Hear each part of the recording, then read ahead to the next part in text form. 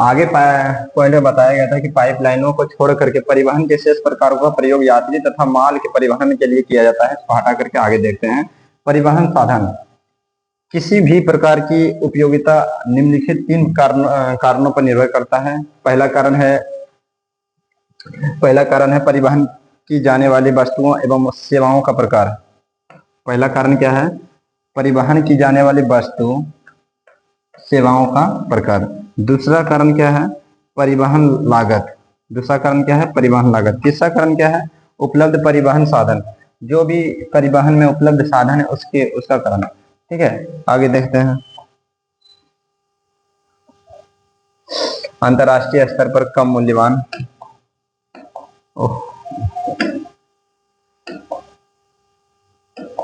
अंतर्राष्ट्रीय स्तर पर कम मूल्यवान तथा भारी वस्तुओं के परिवहन के लिए जल परिवहन को प्राथमिकता दिया गया है। इसमें बताया गया है कि अंतर्राष्ट्रीय स्तर पर कम मूल्यवान तथा भारी वस्तु के परिवहन के लिए जल परिवहन को प्राथमिकता दी गई है। जैसे कि कोई अंतर्राष्ट्रीय स्तर पर है, अंतर्राष्ट्रीय स्तर पर कोई भारी सामान भेजना है तो कैसे भेजेंगे? तो जल परिवहन के माध्यम से भेजेंगे। किस प्रकार से? जल परिवहन के माध्यम से भेजेंगे। ठीक है, फिर आगे बताए गए पॉइंट में कि अधिक मूल्यवान तथा शीघ्र खराब होने वाली वस्तु तथा हल्की वस्तुओं के साथ साथ यात्री परिवहन के लिए वायुयान यातायात परिवहन सेवाओं को प्राथमिकता दी गई। जैसे कि कोई ऐसा वस्तु है जो बहुत ही जल्दी खराब होने वाला है और हमको जल्दी पहुंचना है, तो किस माध्यम से हम परिवहन करेंगे? तो जहाज के माध्यम से हम बहुत ही कम समय में अपने स्थान पर जा सकते हैं। तो बताया गया इसमें कि अधिक मूल्यवान और शीघ्र खराब होने वाली वस्तु तथा हल्की वस्तुओं के साथ साथ यात्री परिवहन के लिए वायु परिवहन सेवाओं को प्राथमिकता दी गई है। ठीक है, फिर आगे पॉइंट में देखते हैं। कम दूरी, क्या बोल रहा है? कम दूरी तथा एक घर के द्वारा तक परिवहन सेवा प्रदान करने में सड़क परिवहन की एक सस्ता साधन है। क्या है?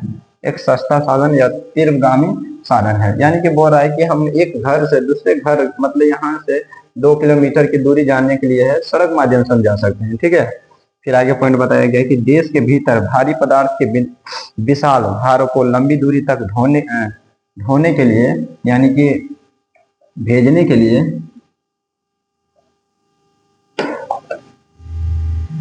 ठीक है, भेजने के लिए रेल सेवा अधिक उपयुक्त परिवहन साधन माना गया है। मतलब इसमें बता रहा है कि देश के भीतर, यानी कि देश के अंदर हम दिल्ली से बिहार के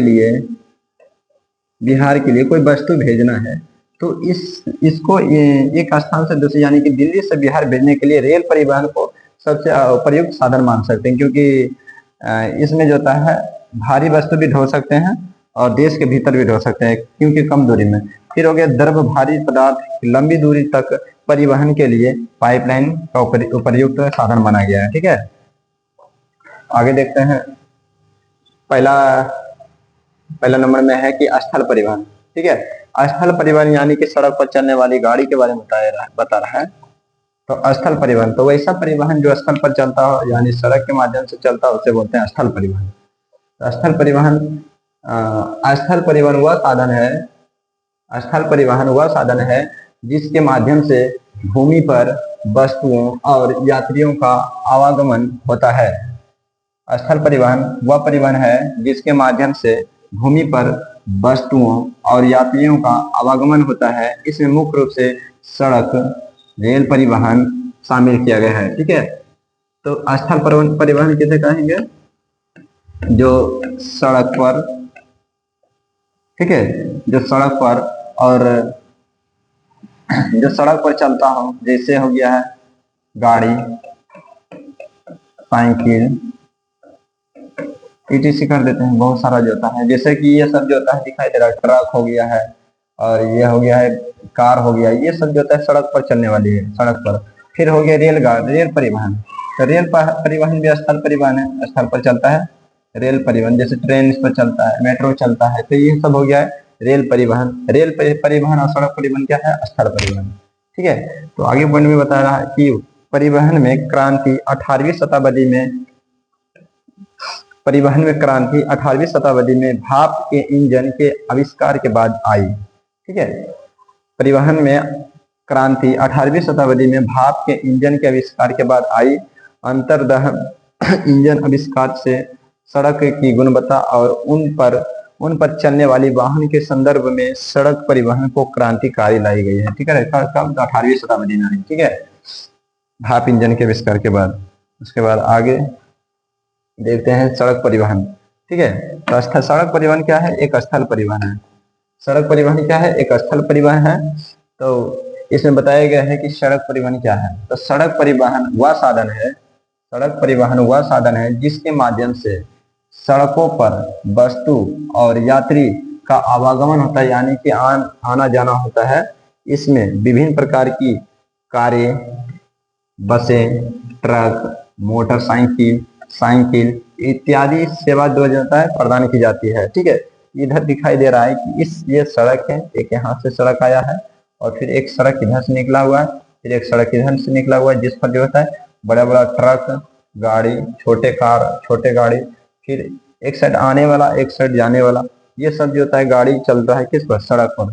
तो सड़क परिवहन वैसा साधन है जिसके माध्यम से सड़कों पर वस्तु एवं यात्रियों का आवागमन होता है, यानी कि आन जान होता है, उसे बोलेंगे सड़क परिवहन। ठीक है, और आगे पढ़ने में बताया कि खेत खलियानों से कारखाने तक एवं कारखाने से निर्मित माल बाजारों तक व उपभोक्ताओं के द्वार तक सड़कों द्वारा ही पहुंचाया जाता है। यानी कि खेत से कोई सामान भेजना है कारखाना, ठीक है, यानी कि खेत में उपजाए धान, ठीक है, धान को भेजना है किसने? कारखाना के पास भेजना है। कारखाना के पास तो किस माध्यम से भेज सकते हैं?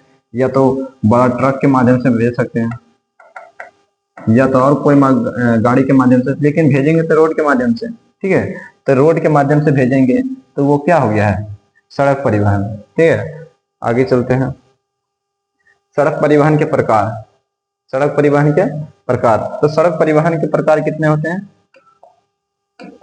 सड़क परिवहन के प्रकार जो है, सड़कों के प्रकार कितने होते हैं? सड़कों के प्रकार दो होती है, कच्ची सड़कें होते हैं, एक पक्की सड़कें होते हैं। एक कच्ची सड़कें होते हैं, एक पक्की सड़कें होते हैं। कच्ची सड़कें देखा है इस प्रकार आता है जिसमें जो है नहीं किसी प्रकार का लाइन दिया हुआ है, नहीं चिप का बैठाया हुआ है, बस उस पर जो होता है खाली मिट्टी और बालू कंकड़ से मिला करके बना दिया गया। ये बहुत ही खतरनाक होता है, इसमें गाड़ी पलटने की क्षमता बढ़ी रहती है। जबकि पक्की सड़कें होती है, यहाँ पर जो है यहाँ पर चिप और गिट्टी बालू का प्रयोग करके जो है बनाया जाता है। तो ये पक्की सड़कें, ये कच्ची सड़कें।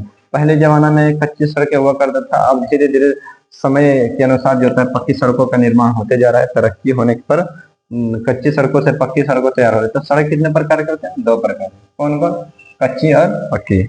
आगे देखते हैं कच्ची सड़कें और पक्की सड़कें क्या है। तो पूछेगा इसमें 2 नंबर का क्वेश्चन पूछता है,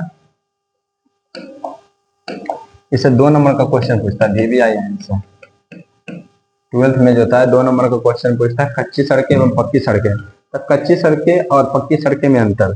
तो कच्ची सड़कें इसके निर्माण में कम लागत लगती है, यानी कि कच्ची सड़कें के निर्माण में कम लागत लगता है, उसमें कम खर्च लगता है, लेकिन पक्की सड़कों के निर्माण में अधिक लागत लगता है। ठीक है, यानी कि अधिक खर्च लगता है। पहला पॉइंट में लागत कम लगता है, क्या होता है? लागत कम लगता है कच्ची सड़कों में, और पक्की सड़कों में अधिक लागत लगता है। ठीक, और दूसरा पॉइंट में बता रहा है कि यह कम मजबूत, यानी कि कम मजबूत और जल्दी खराब हो जा सकती है, यानी कि मजबूत भी कम रहता है और जल्दी भी खराब हो जाता है। ये कौन? कच्ची सड़कें। लेकिन पक्की सड़कें जो है अधिक मजबूत होता है और टिकाऊ रहता है।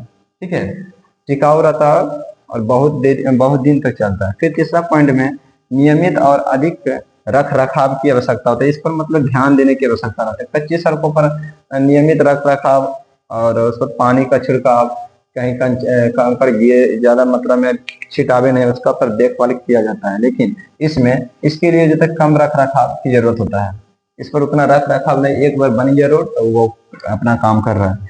चौथा पॉइंट में बता रहे हैं इन सड़कों में यात्रा जो होता है असमतल और असुविधाजनक होता है।